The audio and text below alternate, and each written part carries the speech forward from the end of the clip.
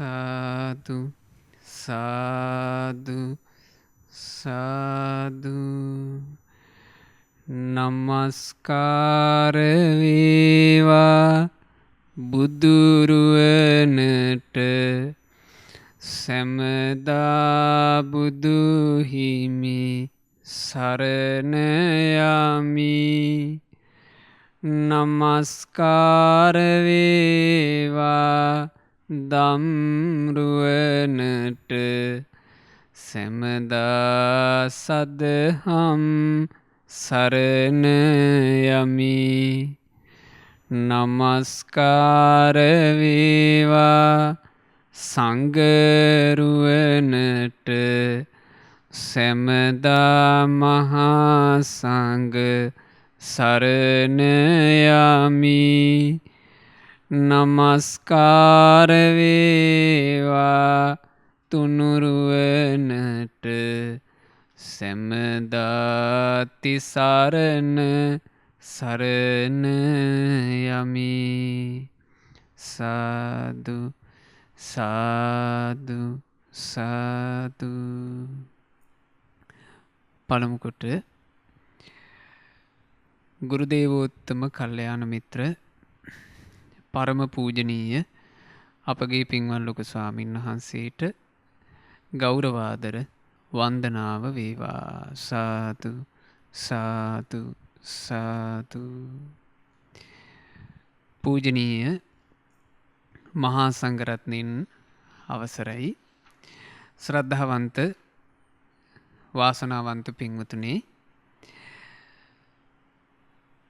අද දවසේ මෙම ධම්මෝසද සද්ධර්ම දේශනාව සඳහා අනුග්‍රහය දරන්නේ අංක 153න් එක සුමග ගාලුපාර පයාගල කියන ලිපිනේ පදිංචි පින්වත් HP දීපානිලන්ති මහත්මිය සහ ඒ දරුවන් විසින් මූලික අරමුණ බවට පත් වෙලා තියෙන්නේ මීට 3 මාසකට පෙර මිය ගිය කෘෂි විද්‍යා දේශක හා ලේඛක පින්වත් ජයන්ත දන්දුන්න ස්වාමි පුරුෂයාටත් නමින් මිය ගියා වූ ඥාති හිතයයිසි සෑම සියලු දෙනාට පින් අනුමෝදන් කිරීමේ උතුම් අරමුණින් ධම්මෝසද සද්ධර්ම දේශනා මාලාවේ සුපින්වතුල්ලා ඉකුත් දින කීපයේ බොහොම වටින ධර්ම කාරණාවන් රාශියක් ඉගෙන ගත්තා. ධම්මෝසද කියන එකේ අර්ථය ශ්‍රී සද්ධර්මයේ නම් වූ ඖෂධය කියන එකයි. මේ ශ්‍රී සද්ධර්ම ඖෂධය පිංගුතුනේ ලෝකයට පෙන්වා දුන්නේ අපගේ භාග්‍යවත් අරහත් ගෞතම නම් වූ අපගේ ශාස්තෘ සම්මා සම්බුදුරජාණන් වහන්සේ. බුදුරජාණන් වහන්සේ දේශනා කළ මේ උතුම් සද්ධර්මය ගැන රසවාහිනී කියන පොත් වහන්සේගේ හරි ලස්සන ගාථාවන් තිබෙනවා. අද මා දේශනාවේ ආරම්භයේ ලෙස එම ගාථාවන් තෝරාගත්තා. ඔබට මේ ගාථාවන්ගේ අරුත් පහදන්න. බලන්න මේ ගාථාවන් ලස්සන. ධම්මෝපනේසු සුගතප්පසත්තු තරණී සංසාර මහන්න වස්ස. අපගේ සුගත වූ බුදුරජාණන් වහන්සේ විසින් පසසන ලද යම් ධර්මයක් ඇද්ද? තරණී සංසාර මහන්න වස්ස. සංසාරේ නම් වූ දුක් පිරුණු මහා සැඩ සයුරින් එතරවීම පිණිස තියෙන පහුර ඒ ධර්මයයි. බ්‍රහ්මා සුරාදීහි නමස්සනීයෝ රසෝ රසානං පරමෝති ලෝකේ. බ්‍රහ්ම දේව ආදී බොහෝ දෙන මේ ශ්‍රී සද්ධර්මයට නමස්කාර කළෝය.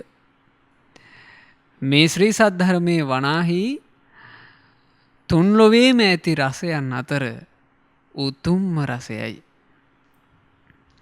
මහාගධු මච්චු ජරා පහතු සබ්බීතිනාසාය විශේෂ මන්තු. මේ ධර්මය කියලා කියන්නේ මහා ගධු මේ ලෝකයේ තියෙන සියලු රෝගයන් නසන මහා ඖෂධයයි. මච්චු ජරා පහතු මේ සද්ධර්ම ඖෂධයෙන් ජරාවත් මරණයත් කියන රෝග දෙක සුව කරන්නේය. සබ්බීති නාසාය විශේෂ මන්තු සියලු උපද්‍රවයන් නැසීම පිණිස ඇති විශේෂ මන්ත්‍රයක් බඳුය ධර්මය. සබ්බත් දානේනච කප්පරුක්කෝ චින්තාමණී බද්ධ ගටෝව ධම්මෝ. ධර්මය කියලා කියන්නේ සකල සම්පත්තියම ලබා දෙන කප්රුකක් වගේ දෙයක්. සිතූ පැතූ දේ උපද්දන චින්තාමණී. චින්තාමණී කියලා කියන්නේ චින්තාමාණික්කයක් වැනි ධර්මය. බද්ධ ගටෝ සියලු දේ ලබා දෙන ආශ්චර්යවත් භද්‍ර ගටයක් වගේ මේ ධර්මය. ධම්මං විනානත්ති පිතාච මාතා තමේවතානං සරණං පතිට්ඨා. මේ සසර ගමනේ සැරිසරා යන සත්වයාට ධර්මයේ සරණ ඇර, ධර්මයේ රැකවරණය හැර, ධර්මයේ පිහිටීම හැර වෙනත් මවකගේ පියකගේ සරණක් නැත කියනවා.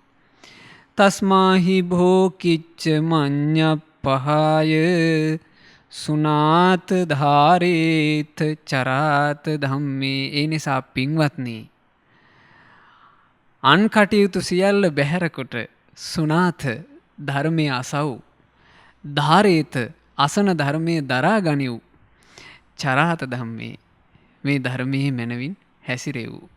මේ ගාථාවන් තිබෙන්නේ රසවාහිනී කියන උතුම් පොත් වහන්සේගේ.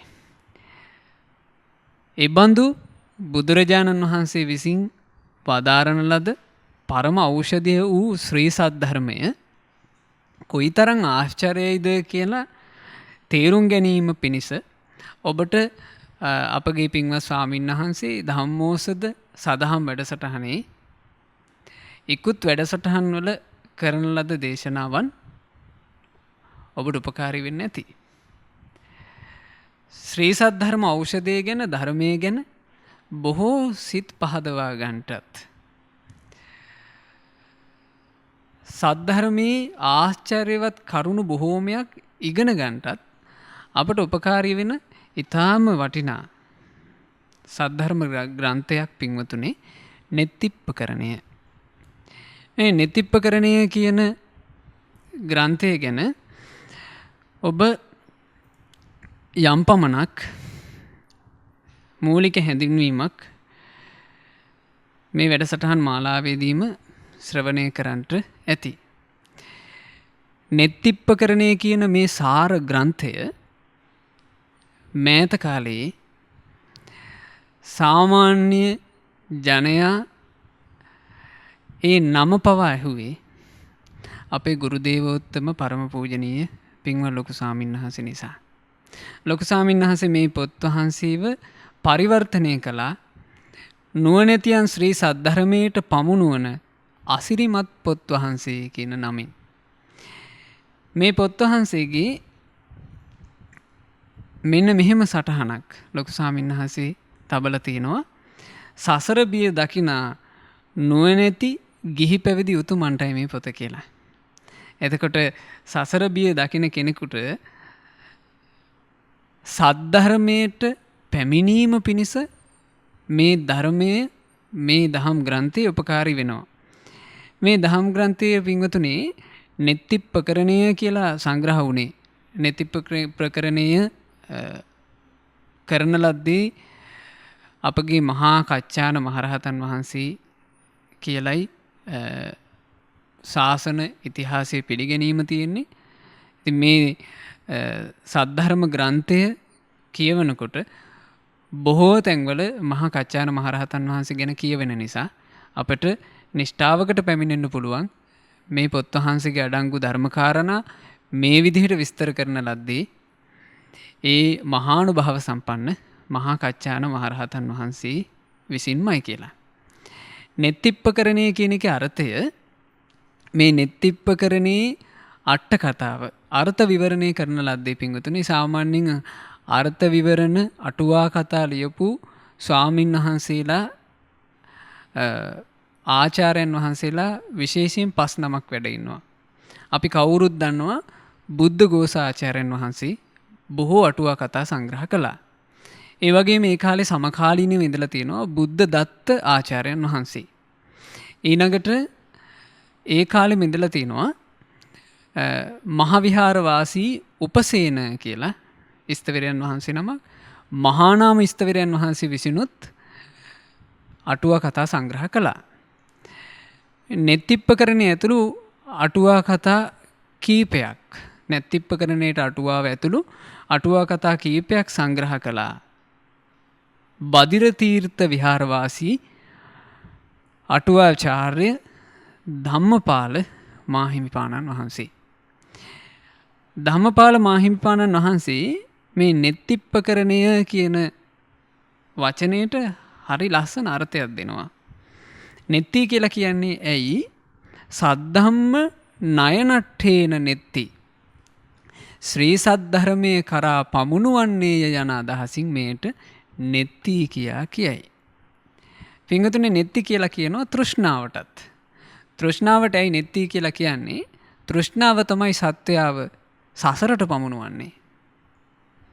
හැබැයි මේ නෙත්තිප්පකරණය කියන පොත් වහන්සේගේ තියෙන අසිරිමත් විග්‍රහය නුවණැති කෙනාව ධර්මයේ වෙත කැඳවාගෙන යනවා. නුවණැති කෙනාව ධර්මයට පමුණුවනවා. ආන්නේ නිසා මේට නෙත්ති කියලා නෙත්තිප්පකරණය කියලා කියනවා. මේ නෙත්තිප්පකරණ පොත් වහන්සේට ප්‍රස්තාවනාව සටහන් කරද්දී අපේ ගුරුදේවයන් වහන්සේ ඒ ප්‍රස්තාවනාව අවසන් කරන්නේ මෙන්න මේ විදිහට. ඉතින් මේ සදහම් වැඩසටහනට ඔබ සම්බන්ධ වෙනකොට ඇතැම් සුපින්නතුල්ලා සමීපයේ මේ පොත් වහන්සේ තිබෙනවා නම් ඔබ මේ පොත් වහන්සේත් රැගිනම පොත් වහන්සේ ගෞරවයෙන් දෝතේ තබාගෙන මේ සදහම් වැඩසටහනට සම්බන්ධ වෙන්න. මේ ප්‍රස්තාවනාවේ සඳහන් වෙනවා ඔබ නුවණැත්තෙක් නම් ඔබව තථාගත ධර්මයට පමුණවාලීමට සමර්ථ වූ මෙම අසිරිමත් ග්‍රන්ථය විවේක සිතින් යුතුව කියවන්න. ඉවසීමෙන් කියවන්න. නැවත නැවත කියවන්න. මෙහි දැක්වෙන ධර්ම විග්‍රහයන් වටහා ගැනීමට මහන්සි ගන්න. එයින් මතුවන ධර්ම ප්‍රීතිය අත්විඳින්න. එවිට සැබවින්ම මෙය තථාගත ධර්මයේ අසිරිමත් ලෙස විග්‍රහ කෙරෙන මාහැඟි පොත් වහන්සේ නමක් බව ඔබටම පසක් වනු නිසැකය. මෙම ධර්ම ග්‍රන්ථයේ ශ්‍රද්ධාවෙන් පරිශීලනය කිරීමෙන් අප හැමට චතුරාර්ය සත්‍ය අවබෝධයට උපකාරී වේවා කියලා තමයි මේ ප්‍රස්තාවනාව අපේ ගුරු දේවෝත්තමයන් වහන්සේ සටහන්ව අවසන් කරන්නේ.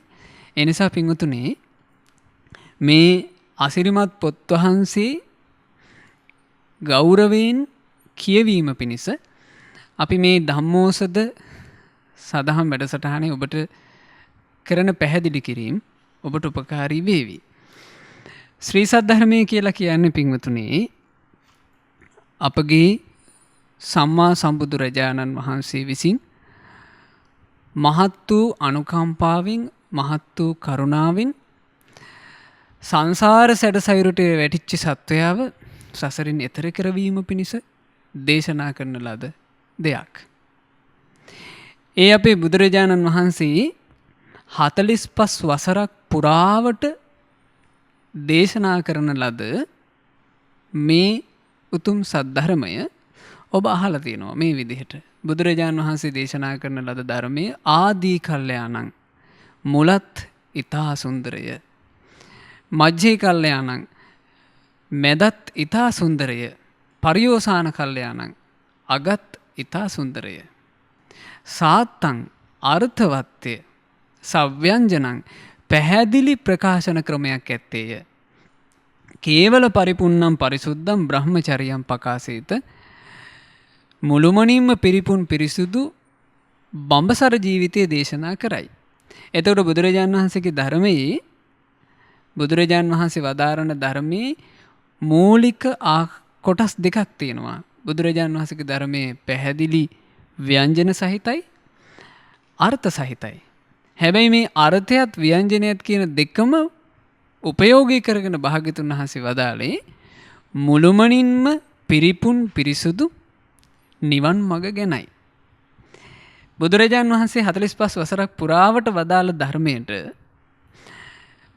අපට කියන්න පුළුවන් තනි වචනයක් විදිහට සූත්‍ර කියලා.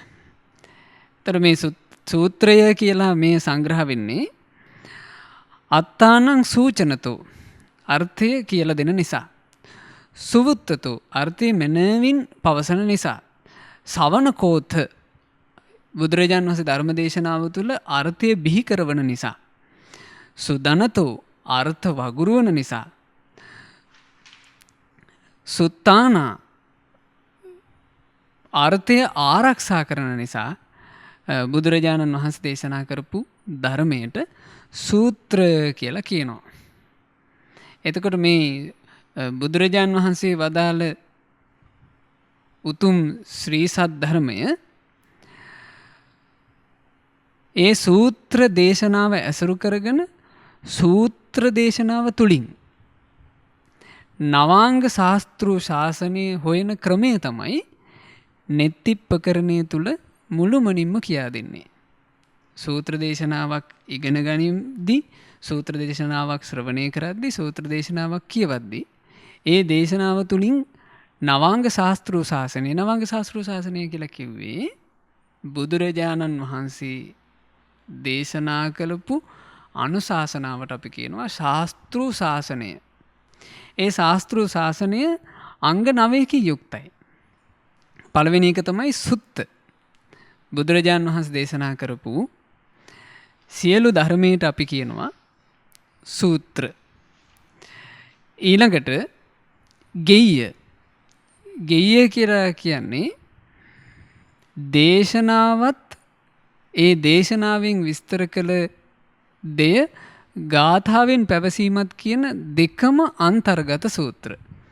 දේශනාවත් තිබෙනවා ගාථාවත් තිබෙනවා. දැන් අපි ගත්තොත් දජග්ග සූත්‍රය කියලා කියන්නේ දේශනාවෙන් කියපු කාරණාව ආයේ ගාථාවෙමුත් විස්තර කරනවා.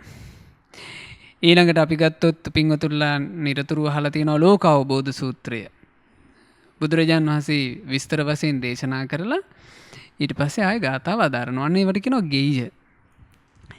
වෙය්‍යාකරණ. ඇතැම් දේශනා තියෙනවා භාග්‍යතුන් වහන්සේගේ ගාථා රහිත දේශනා. ධම්සප්පවතුන් සූත්‍රය ගත්තොත් වෙය්‍යාකරණයක්. ගාථා නැහැ. ආන්න ඒවට අපි කියනවා වෙය්‍යාකරණ. ගාථා රහිත සූත්‍ර. ඊළඟට බුදුරජාණන් වහන්සේ ධර්ම දේශනා කළා ගාථාවෙන් විතරක්. ආන්න ඒවට කියනවා ගාථා. උදාන. තථාගත බුදුරජාණන් වහන්සේගේ සිතේ ප්‍රසාද සංවේග ජනක අවස්ථාවල નિરાයසින් පැන නගින දෙයට අපි කියනවා ගාථා. මේ අපි කියනවා උදාන. નિરાයසින්ම බුදුරජාණන් වහන්සේ දැන් ඔබ අහලා තිනවා භාග්‍යතුන් වහන්සේ මංගල ධර්ම දේශනාව දේශනා කරනකොට ඒ ධර්මය අඤ්ඤා කොණ්ඩඤ්ඤ තෙරුන් වහන්සේ අවබෝධ කළා. ඒ අවබෝධ කරපුවාම බුදුරජාණන් වහන්සේගේ සම්බුදු හදවතේ નિરાයාසයෙන් පැන නැංග උදානයක්. අඤ්ඤාසි වත බොහෝ කොණ්ඩඤ්ඤෝ බවත් කොණ්ඩඤ්ඤ තෙමේ ඒකාන්තයෙන්ම අවබෝධ කළා. අඤ්ඤාසි වත බොහෝ කොණ්ඩඤ්ඤෝ බවත් කොණ්ඩඤ්ඤ තෙමේ ඒකාන්තයෙන්ම අවබෝධ කළා කියලා උදාන. ඊළඟට වුත්තං හේතම් භගවතා යන ක්‍රමයෙන් ධර්මයේ දේශනා කරපු කොටසක් තියෙනවා ඉති උත්තක පාළියේ. ආන්න ඒවට කියනවා ඉති උත්තක. එයත් නවාංග ශාස්ත්‍ර ශාසනය. බුදුරජාණන් වහන්සේගේ ඥාණයෙන් භාග්‍යතුන් වහන්සේ අතීත ජීවිත විස්තර කරලා දේශනා කරපු කොටස් වලට කියනවා ජාතක. ඊළඟට බුදුරජාණන් වහන්සේ තථාගතයන් වහන්සේගේ ජීවිතයේ තියෙන ආශ්චර්ය අద్භූත කාරණා වදාරනවා. ඒවට කියනවා අබ්භුත ධම්ම. ප්‍රශ්නෝත්තර සාකච්ඡා විදිහට ධර්ම දේශනා කරපුවාට කියනවා වේදල්ල. එතකොට නවාංග ශාස්ත්‍ර ශාසනය කියලා කිව්වේ සුත්ත, ගෙය්‍ය, වෙය්‍යාකරණ, ගාථා, උදාන, ඉති උත්තක, ජාතක, අබ්භුත ධම්ම, වේදල්ල කියන මේ සියලු කොටස්. සූත්‍ර දේශනාවක් කියවලා ඒ දේශනාව තුළින් බුදුරජාණන් වහන්සේගේ ශාස්ත්‍රූන් වහන්සේගේ අනුශාසනාව හොයනකොට ශ්‍රාවකයා තුළ ප්‍රීතියක් හටගන්නවා. අහෝ අපගේ ශාස්ත්‍රූන් වහන්සේ අපහට මෙසේ අනුශාසනා කොට තිබේ. ඒ අපගේ ශාස්ත්‍රූන් වහන්සේ අපට මේ අනුශාසනාවන් කළේ අප කෙරෙහි අනුකම්පාවෙන් නොවේද කියලා සූත්‍ර දේශනාව තුළින් ශාස්ත්‍රූන් වහන්සේගේ අනුශාසනාව දකින ශ්‍රාවකයාට තථාගත බුදුරජාණන් වහන්සේව ඒ දේශනාව තුළින් දැකගන්න ලැබෙනවා. අනේ භාග්‍යතුන් වහන්සේ අප කෙරෙහි අනුකම්පාවෙන් නේද මේ ධර්මයන් දේශනා කළේ කියලා. එතකොට පින්වතුනි මේ නෙත්ති ක්‍රමයට අපි ධර්මය ඉගෙන ගන්නකොට ඒ නෙත්ති ක්‍රමයට ධර්මය ඉගෙන ගැනීමෙන් ශාස්ත්‍රූන් වහන්සේව දැකගත්තා හා සමාන මේ ධර්මය තුළින් විඳින බලවත් ධර්ම ප්‍රීතියක් විඳගන්ට අවකාශය අපට සැලසෙනවා. මේ නෙත්ති ක්‍රමයේ යටතේ විස්තර වෙන එක කොටසක් මූලික කොටසක් අපේ පින්වත් ස්වාමීන් වහන්සේ ඔබට විස්තර කර දුන්නා. බුදුරජාණන් වහන්සේ දේශනා කරපු හැම සූත්‍රයම පින්වතුනි මේ නෙත්තිප්පකරණේ තියෙනවා. මෙන්න මෙහෙම ගාථාවක් බලන්න. භාග්‍යතුන් වහන්සේගේ සූත්‍ර දේශනාව 12 පදයකින් යුක්තය. බුදුරජාණන් වහන්සේගේ දේශනාව පද 12කින් යුක්තයි. ඒ සියලු බුද්ධ වචනය ව්‍යංජන වශයෙන් හා අර්ථ වශයෙන් යුක්තය. පද 12කින් යුක්ත මේ සූත්‍ර දේශනාවේ අර්ථ තිබෙනවා, ව්‍යංජන තිබෙනවා. මේ අර්ථයත් ව්‍යංජනයත් වශයෙන් සූත්‍ර දේශනාව පද 12කට කැඩෙනවා. ඒ කියන්නේ සූත්‍ර දේශනාවක 12 පදයෝ කියලා කියන්නේ ව්‍යංජනයේ යටතේ පින්වතුනේ. ව්‍යංජනය කියලා කියන්නේ ප්‍රකාශන විදිය. ප්‍රකාශන විදිය යටතේ පද 6ක් තිබෙනවා. ඒ පද 6 තමයි අක්ඛරං, අකුරු, පදං, අකුරු එකතු කොට හැදෙන පදය, ව්‍යංජනං, ව්‍යංජනය. ව්‍යංජනය කියලා කිව්වේ ඒ අකුරු එකතු වෙලා හැදෙන පදය පවසන විදිහ. නිරුත්තිං, ඒ වචනයට තිබෙන විග්‍රහය. නිද්දේශං, ඒ විග්‍රහය තවදුරටත් විස්තර කිරීම. ආකාරං, එය මනවින් ගලපා ගැනීම. මේ තමයි සූත්‍ර දේශනාවක ව්‍යංජනයේ යටතේ යෙදෙන පද 6. එතකොට වර්තමානයේ ඔබ මීට ටික කාලයකට පෙර දැක්කා බුදුරජාණන් වහන්සේගේ ධර්මය විකෘති කරලා තමන්ට හිතුමනාපෙට අර්ථ තෝරපු නීච හිත් ඇති පුද්ගලයෝ පිරිසක් නිසා බොහෝ දෙනෙකුගේ ශ්‍රද්ධාවට හානි සිද්ධ වුණා. ඒ හේතුව මොකෝ?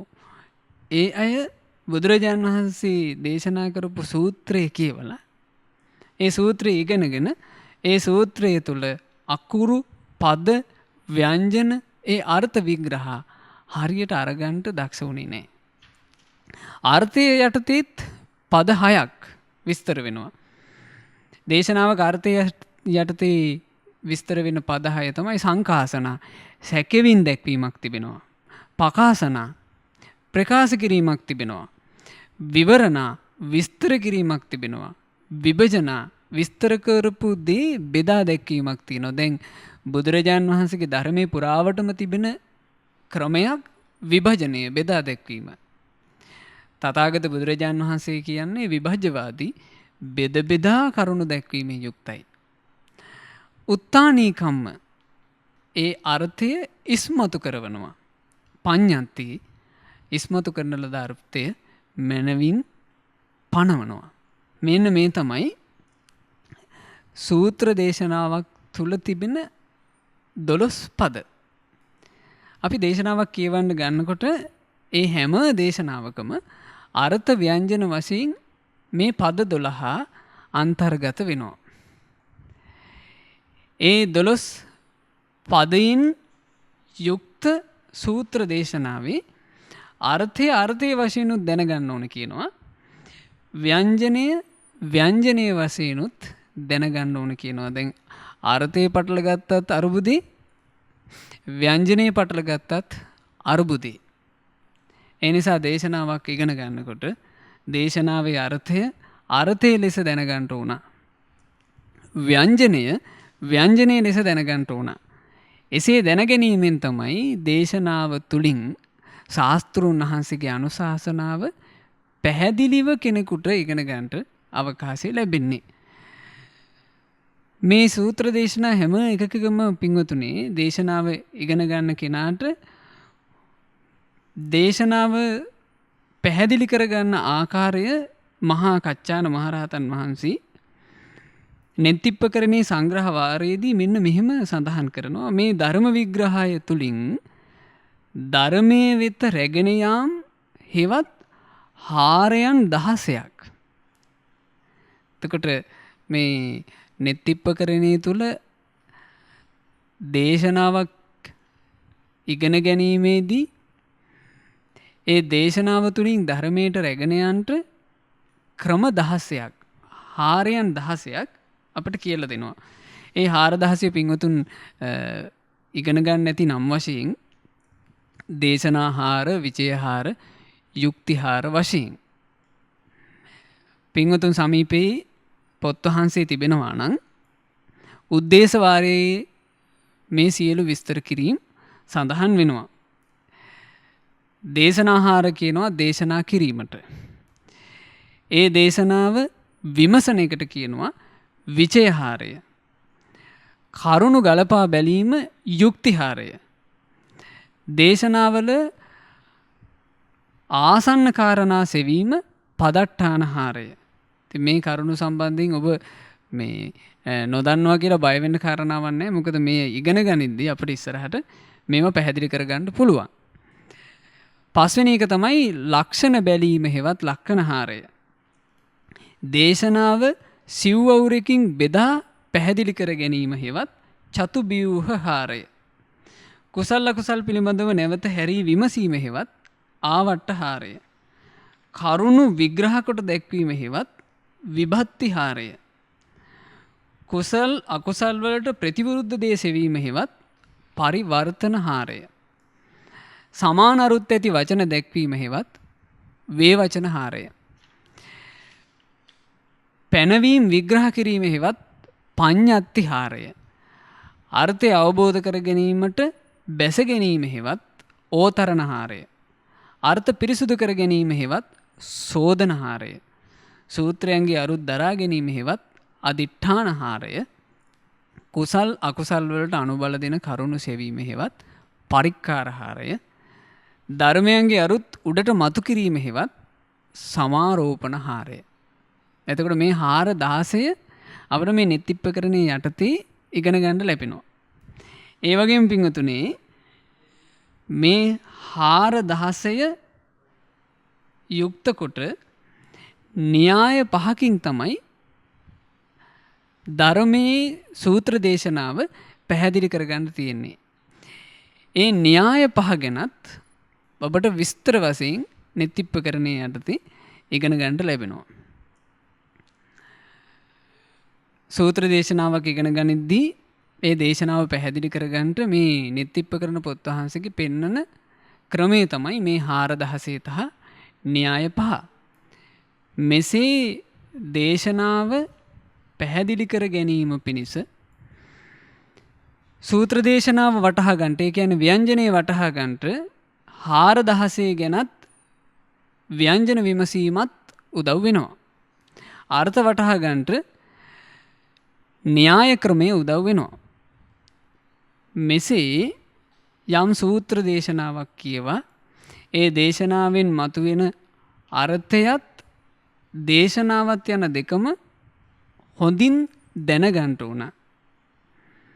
එසේ හොඳින් දැනගත් කල්ලි ඒ ඉගෙනගත්ත සූත්‍ර දේශනාව තුළින් නවාංග ශාස්ත්‍රීය ශාසනය කරා එළඹෙන්න පුළුවන් කියලා අපගේ මහා කච්චාන මහරහතන් වහන්සේ මේ නෙත්තිප්පකරණ පොත් වහන්සේ ආරම්භයේ ආරම්භක ගාථාවල අන්තර්ගත කරනවා. පිංගුතුනේ මේ නෙත්තිප්පකරණයේ මීට පෙර වැඩසටහන් දෙකකදී අපේ පින්වත් ස්වාමීන් වහන්සේ විසින් ඔබට මේ හාරයන් යටතේ යෙදෙන පළවෙනි හාරය, ඒ කියන්නේ දේශනාහාරය කියන කොටස ඔබට විස්තර කළා. මේ දේශනාහාරයේ අවසානයේට ඊටාම ලස්සන අර්ථයක් සඳහන් වෙනවා. මේ උතුම් සද්ධර්ම දේශනාව භාග්‍යතුන් වහන්සේ කවුරුන් වෙනුවෙන් කරන ලද්දේද? බුදුරජාණන් වහන්සේ මේ ධර්මයේ කිව්වේ කා උදෙසාද? බුදුරජාණන් වහන්සේ ධර්ම දේශනා කළේ කාටද? හරිම ලස්සනයි මේ අර්ථය. චතුරාර්ය සත්‍ය අවබෝධය කැමැතිව යමෙක් ධර්මයේ හැසිරෙන්නේද ඔවුන් උදෙසාය. එතකොට බුදුරජාණන් වහන්සේ ධර්ම දේශනා කළේ කා උදෙසාද? චතුරාර්ය සත්‍ය ධර්මය අවබෝධ කර ගැනීමට ඕන කියන අදහසින් යමෙක් ධර්මයේ හැසිරෙනවද ඒ අය උදෙසායි බුදුරජාණන් වහන්සේ ධර්ම දේශනා කළේ. ඒ චතුරාර්ය සත්‍ය අවබෝධයට වෙහෙසෙන ශ්‍රාවකයා හැමතිස්සෙම තමන්ගේ ජීවිතය ගැන මෙන්න මේ දේ සම්බන්ධයෙන් සැලකිලිමත් වෙනවා. කුසල් මොනවාද? අකුසල් මොනවාද? ධර්මයේ හැසිරෙන කෙනා මොනවද හොයන්නේ? කුසලයේ කුමක්ද? අකුසලයේ කුමක්ද කියලා. සාමාන්‍ය ලෝකයා මේ ලෝකයේ තුල හොයන්නේ ඒව නෙවෙයි. සාමාන්‍ය ලෝකයා හොයන්න ගත්තම හොයන්නේ සාධාරණේ මොකද්ද? අසාධාරණේ මොකද්ද? යුක්තිය මොකද්ද? අයුක්තිය මොකද්ද? මේ ආදී নানা ප්‍රකාර දේ හොයන ලෝකයේ බුදුරජාන් වහන්සේගේ දේශනාවට සුදුසු කෙනා ශ්‍රාවකයා හොයන්නේ කුසල් මොනවද? අකුසල් මොනවද කියන කාරණේ. ඒ කුසල් මොනවද අකුසල් මොනවද කියලා හොයන කෙනාට බුදුරජාණන් වහන්සේ දේශනා කරන සූත්‍ර දේශනා තුළ කුසල් පද 9කුත් අකුසල් පද 9කුත් බැගින් මූල පද 18ක් කියවෙනවා කියනවා. එතකොට මේ මූල පද 18 කුසල් පක්ෂයට 9යි අකුසල් පක්ෂයට 9යි. මොනවද අකුසල් පක්ෂයේ මූල පද? බලන්න අකුසල් පක්ෂයේ මූල පද මේ දහම් පොතේ විස්තර වෙනවා. අකුසල් පද 9 යනු මොනවාද? තෘෂ්ණාව අකුසල් පදයකි. තණ්හාව කියලා කියන්නේ අකුසල පක්ෂයේ. අවිද්‍යාව අකුසල් පදයකි. තුන්වෙනි එක ලෝභය අකුසල් පදයකි. ද්වේෂය අකුසල් පදයකි. මෝහය අකුසල් පදයකි. සුභ සංඥාව සුභ ලෙස ගැනීම සුභ ලෙස හඳුනා ගැනීම අකුසල් පදයකි. සැප සංඥාව සැප ලෙස හඳුනා ගැනීම අකුසල් පදයකි. නිත්‍ය සංඥාව අකුසල් පදයකි. ආත්ම සංඥාව අකුසල් පදයකි. තණ්හාව අවිද්‍යාව අකුසල් පද. ඊළඟට අපි දන්නවා අකුසල මූල තුන. ලෝභ, ද්වේෂ, මෝහ. මේවත් අකුසල් පද. මේ සියල්ල කියවෙන්නේ කොහෙද? බුදුරජාණන් වහන්සේගේ ශ්‍රී සද්ධර්මයේ තුලයි. ධර්ම ඖෂධය තුලයි.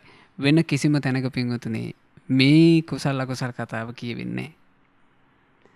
කුසලයේ අකුසලයේ මේ ලෝකයට මනවින් දේශනා කළා නම් මෙය අකුසලයයි කියලා මනවින් පෙන්වා වදාළේ අපගේ තුන් ලෝකාග්‍ර මහා මුනි භාග්‍යවත් බුදුරජාණන් වහන්සේ. ඊළඟට අකුසල් පදයට 9ට අයිති වෙනවා මේ ලෝකේ විපල්ලාස. විපල්ලාස කියලා කියන්නේ වරදවා ගත්ත දේ.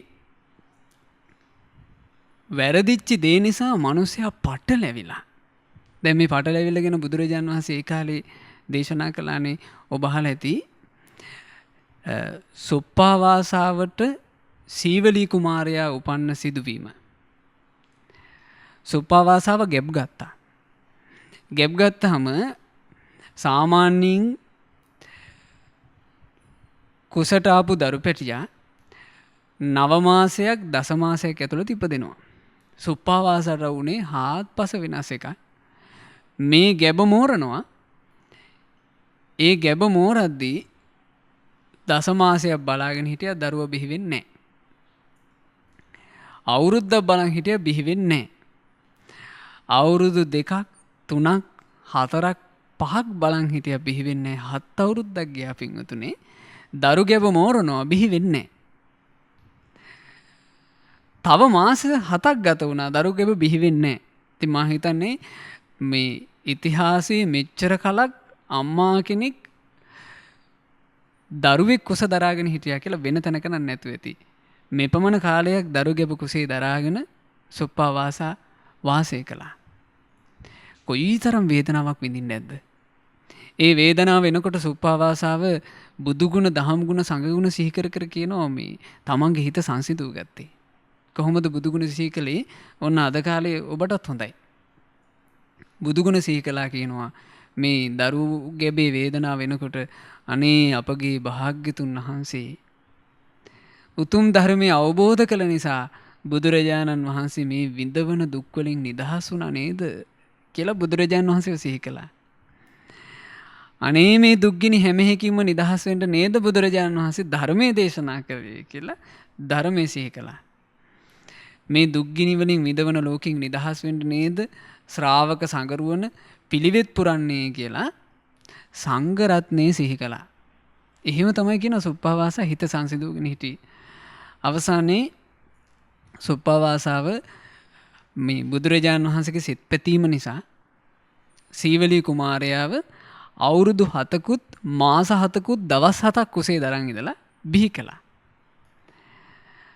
ඒ බිහි කරනකොටම මේ දැන් 7 අවුරුද්දක් බඩේ දරුවා මේරුවානේ.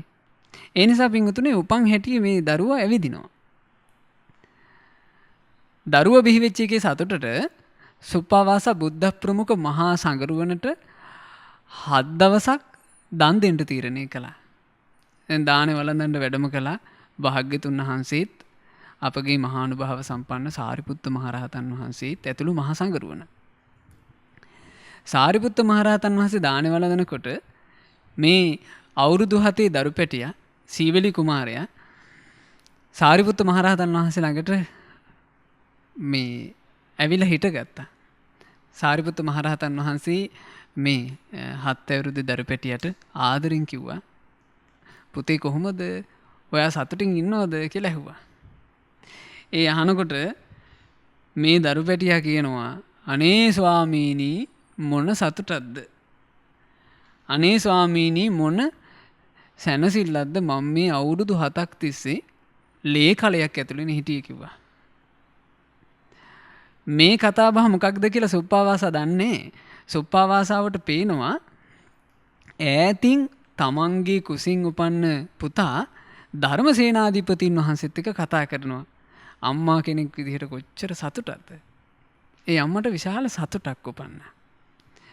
බුදුරජාණන් වහන්සේ ඒ වෙලාවේ සුප්පාවාසාව අමතලා සුප්පාවාසාවගෙන් අහනවා සුප්පාවාසා ඔබ සතුටුයිද මෙබඳු මේ පුත්‍ර රත්නේ වගේ තවත් දරුවෝ ලබන්ට ඔබ සතුටද කියලා ඇහුවා.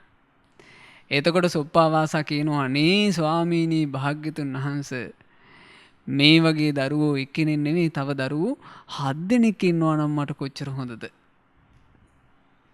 එතකොට බලන්න පින්වතුනේ එක දරුවෙක් ලැබෙන්න විඳෙව්වා අවුරුදු 7කුත් මාස 7කුත් දවස් 7ක්. හැබැයි මේ දරු පැටියා පොඩ්ඩක් සාරිපුත්ත මහරහතන් වහන්සේත් එක්ක කතා කරන මේ දරු සුරතලේ දකින්නකොටම අනේ මේ අම්මට ඔකෝම ටික අමතක වෙලා ගියා. භාග්‍යතුන් වහන්සේ ලස්සන ගාතාවක් වදාලා ඒ මොහොතේ බුදුරජාන් වහන්සේ වදාලා අසාතං සාත රූපේන අමිහිරිදේ මිහිරි වෙස් අරගෙන පිය රූපේන අප්පියං අප්‍රියදේ ප්‍රිය වෙස් අරගෙන දුක්ඛං සුඛස්ස රූපේන දුක්ඛූදේ සැපේ වෙස් අරගෙන පමත්ත මතිවත්තති ප්‍රමාදී තැනැත්තයව යට කරගෙන යනවා කියලා. එනිසා පින්වතුනේ බුදුරජාන් වහන්සේගේ සද්ධර්මයේ තුල මේ සූත්‍ර දේශනාව තුල විස්තර වෙනවා ධර්මයේ නොයසු කෙනා තුල තියෙන මේ විපල්යාස ටිකත්. මොනවද විපල්යාස? සුභ සංඥාව, සැප සංඥාව, නිත්‍ය සංඥාව, ආත්ම සංඥාව කියන සංඥා 4. මේවට අපි කියනවා අකුසල් පද 9. ඒ වගේම ධර්මයේ තුල තිබෙනවා තව පද 9ක්. ඒ තමයි කුසල් පක්ෂයේ පද 9. සමත භාවනාව කියන්නේ කුසල් පදයක්. විදර්ශනා භාවනාව කියන්නේ කුසල් පදයක්. අලෝභ, අද්වේෂ, අමෝහ කියන්නේ කුසල් පද. ඊළඟට විපල්ලාසයට පත් නොවූ සංඥා, අසුභ සංඥා, දුක්ඛ සංඥා, අනිත්‍ය සංඥා, අනාත්ම සංඥා. දුක් දේ දුකක්ම බව දන්නකම, අසුභ දේ අසුභ බව දන්නා බව, අනිත්‍ය දේ අනිත්‍යයි කියලා දන්න බව, අනාත්ම එහෙම නැත්නම් තමන්ගේ වසඟේ පවත්වන්න බැරිදී තමන්ගේ වසඟේ පවත්වන්න බෑ කියලා දන්නා බව කුසලයක්. ඒතර දේශනාවක් මේ බුදුරජාන් වහන්සේ දේශනා කරපු ධර්මයේ තුල මේ කුසලුත් විස්තර කරනවා. අකුසලුත් විස්තර කරනවා. කුසලයේ අකුසලයේ ගැන මෙතරම් පරිපූර්ණව අපගේ බුදුරජාණන් වහන්සේ තරම් වෙනත් මේ ලෝකයට පෙන්වා වදාළ කිසිම කෙනෙක් නැහැ. එතකොට දේශනාවක් අපි ඉගෙන ගන්නකොට, සූත්‍රයක් කියවනකොට ඒ සූත්‍ර දේශනා තුළ මේ කුසල අකුසල් කතාව විස්තර වෙනවා. ඒ කුසල අකුසල් කතාව ඔස්සේ කුසලයත් අකුසලයත් අපි හඳුන ගන්න ඕන. ඒ කුසලයත් අකුසලයත් අඳුනාගෙන එය චතුරාර්ය සත්‍යෙහිලා ගලපා බැලීමෙන් දේශනාවේ අර්ථයයි ව්‍යංජනයයි කියන දෙකම අඳුන ගන්නට ලැබෙනවා. ආන්නේ අර්ථ ව්‍යංජන හඳුනා ගන්නා ක්‍රමය තමයි සම්පූර්ණයෙන්ම නෙත්තිප්පකරණය තුළ අපට කියලා දෙන්නේ. මේ නෙත්තිප්පකරණය තුළ මූලික කාරණා 33ක් විස්තර වෙනවා කියනවා. මේ මූලික කාරණා 33ම පින්වතුන්ලාට මේ ධම්මෝසද සදහම් වැඩසටහන ඔස්සේ ඉගෙන ගන්න ලැබෙනවා. ඒ මූලික ක්‍රම 33 අපි කෙටියෙන් කියනවා නම් පින්වතුනි 4000ක් ඔබට ඉගෙන ගන්න ලැබෙනවා. අපි මේ ධර්ම ග්‍රන්ථයේ කියවීමට උනන්දුවක් ඇතිවීම විදිහට කෙටියෙන් තමයි මේ හාරයන් ඉදිරි වැඩසටහන් වලදී ඔබට විස්තර කරලා දෙන්නේ. 4000ක් ගැන ඔබට ඉගෙන ගන්න ලැබෙනවා. ඊළඟට මේ ව්‍යංජනයේ යටතේ යෙදෙන පද 6ක් ඔබට ඉගෙන ගන්න ලැබෙනවා. එතකොට 4000යි පද 6යි එතන 22ක් තියෙනවා. ඊළඟට සද්ධර්මයේ කරා පමුණුවන ක්‍රම 3ක්, න්‍යාය 3ක් ඉගෙන ගන්න ලැබෙනවා. පද 6ක් අර්ථය යටතේ ඉගෙන ගන්න ලැබෙනවා. එතකොට එතන 6යි 3යි 9යි. ඒ වගේම කුසල් අකුසල් දේශනාව කියවලා කුසල් අකුසල් විමසන්ට ක්‍රම දෙකක් තිබෙනවා. ඒ කුසල් අකුසල් විමසීමේ ක්‍රම දෙකත් ඉගෙන ගන්න ලැබෙනවා. එතකොට මේ සියල්ල එකතු වුණාම කරුණු 33ක් යටතේ මේ කෙටියෙන් පැවසූ කාරණය විස්තර වශයෙන් දේශනා කිරීමෙහි දක්ෂ වූ මහා කච්චාන මහරහතන් වහන්සේ විසින් චතුරාර්ය සත්‍ය අවබෝධයේ කැමැතිව ධර්මයේ හැසිරෙන කෙනාට තමන්ගේ නුවණේ ප්‍රමාණයට සද්ධර්මයේ තුලට පැමිණීම උදෙසායි මේ නෙත්තිප්පකරණ ක්‍රමය දේශනා කොට වදාළේ. ඉතින් මේ නෙත්තිප්පකරණය කියන උතුම් සාර ග්‍රන්ථය, උතුම් සද්ධර්ම ග්‍රන්ථය අපට මේ විදිහට ඉගෙන ගන්නට කතා කරන්න වාසනාව ලැබුණේ අපගේ ගුරු දේවෝත්තම පරම පූජනීය පින්වත් ලොකු ස්වාමීන් වහන්සේ ඊටාම සරලව අපට මේ ධර්මය පැහැදිලි කරපු නිසා. ඒ නිසා අපි ඉදිරි වැඩසටහන් වලදී ඔබට කෙටියෙන් විස්තර කරලා දෙනවා මෙහි තිබෙන හාරයන් පිළිබඳව මේ විස්තර සියල්ල. මේ සියල්ලෙම පින්වතුනේ අපේ ජීවිත තුළ තියෙන සියලු සංතාපයන්, සියලු පරිදාහයන්, සියලු කෙලෙස් ගිනි සංසිඳවනවා. ඒ කෙලෙස් ගිනි සියල්ල සංසිඳවා ගත්ත අජරාමර බවට පත් වුණ මහා කච්චායන මහරහතන් වහන්සේ තමයි මේ ධර්මාර්ථයන් වදාළේ. ඒ අජරාමර බවට පත් වූ උත්තමයෝ යම් අජරාමර භාවයකට පත් වුණාද ඒ ශ්‍රී සද්ධර්මය නිසාමයි. මේ ලෝකේ යන්තාක් ඖෂධ තිබෙනවාද ඒ සියලු ඖෂධයන් අතර බුදුරජාණන් වහන්සේගේ ධර්මයට වැඩි තරම් වූ වෙනත් ඖෂධයක් නැත්තේය. ඒ නිසා භාග්‍යතුන් වහන්සේ අපට වදාලා ඒ දහම් ඔසුව පානය කරන්නට කියලා. ඒ නිසා ඒ දහම් ඔසුව පානය කොට සුවපත් වූ ජීවිත ඇති කරගන්නට අපට වාසනාව ලැබේවා කියලා අපි ප්‍රාර්ථනා කරමු. ඒ වගේම පින්වතුනේ මේ වැඩසටහනට සම්බන්ධ වෙනකොට ධම්මෝසද වැඩසටහනට සම්බන්ධ වෙනකොට අපි මේ දිනවල කතා කරන්නේ මේ නෙත්තිප්පකරණ ග්‍රන්ථය නිසා ඔබ සමීපයේ මේ නෙත්තිප්පකරණේ එහෙම නැත්නම් අසිරිමත් පොත් වහන්සේ තිබෙනවා නම් ඒ පොත් වහන්සේ රැගෙන ඔබ ඉදිරි වැඩසටහන් වලට සම්බන්ධ වෙන්න. ඒ වගේම සමහරට ඔබට නොඇසූ ධර්මකාරණා රාශියක් මේ සදහම් වැඩසටහනෙන් අහන්නට ලැබේවි. එනිසා ඔබට ධර්මකාරණා සටහන් කර ගැනීම පිණිස සටහන් තබා ගැනීමකුත් ඔබට කරන්න පුළුවන් මේ දේශනාවට සම්බන්ධ වෙමින්. අප හැම දිනාට අද දවසේ මේ ඉගෙන ගත්ත සියලු ධර්මකාරණාවන් ඒ බුදුරජාණන් වහන්සේගේ උතුම් ශ්‍රී සද්ධර්මය නම් වූ දහම් ඔසුව පානය කොට චතුරාර්ය සත්‍ය අවබෝධයෙන් සුවපත් වූ ජීවිත ඇති කර ගැනීම පිණිසම උපකාර වෙත්වා. යේකේචි ඕසධාලෝකේ විජ්ජන්ති විවිධා බහු ධම්මෝසධං සමන්නත්ති ඒතං පිවත භික්ඛවෝ සාදු සාදු සාදු. මෙවැනි වටිනා ධර්මදේශනා නැරඹීමට ශ්‍රද්ධා YouTube චැනලය සබ්ස්ක්‍රයිබ් කර සීනුව ලකුණ ඔබන්න.